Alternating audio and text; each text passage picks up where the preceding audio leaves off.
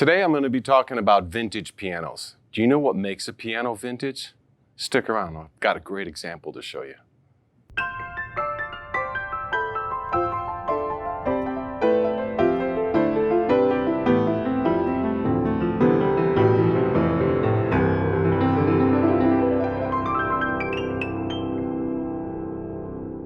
Hi, this is Ted with Alamo Music Center in beautiful downtown San Antonio, Texas.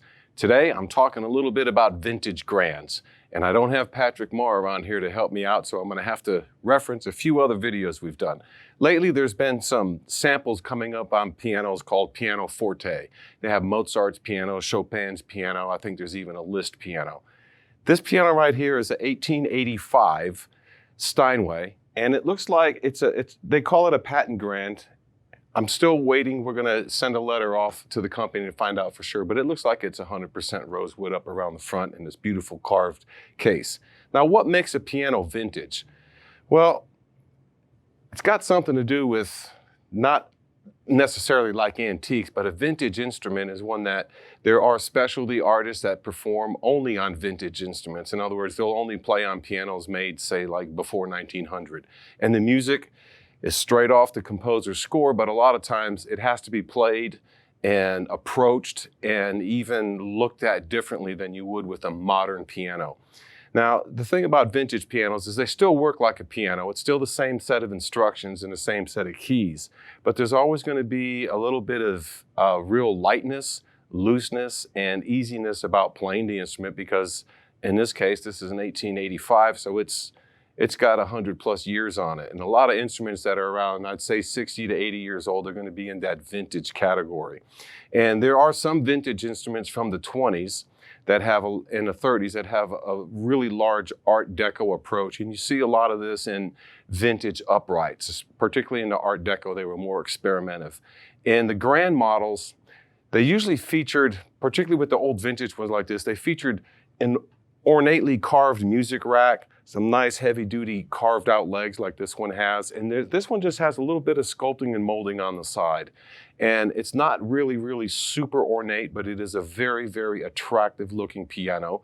And a vintage piano like this is a lot of times what people would call an antique or an old style piano, is really a lot what they're looking for aesthetically. If you have like an old English tea room set up in your house or some kind of parlor furniture that's particularly fancy and you want to show off some nice furniture and some real vintage instrument, well, the beauty is there. The concept is that you might have to give up some of that playability that you get on a modern piano with a really nice Renner action and super nice hammers and everything. This one only has 2 pedals, so you don't have, I mean, this piano is one that would have premiered at the end of the life of Franz Liszt.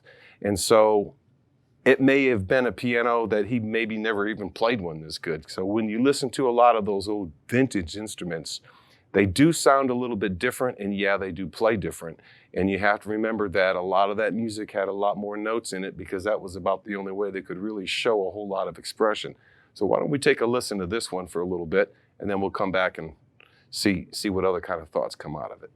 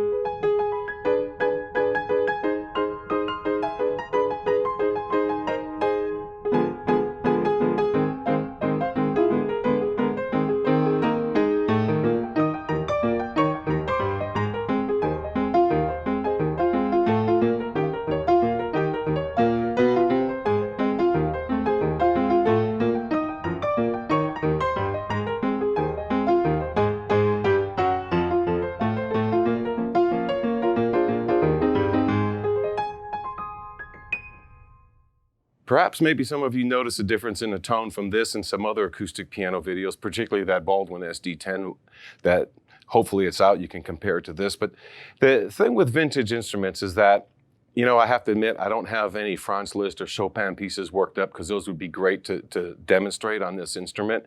And so as a result, I just kind of, you know, played a few things that were along the same lines as having those types of runs, just so you could get an idea for how the instrument sounds. It is a different sound, it is a vintage sound, but it's also a great, wonderful part of the history of piano.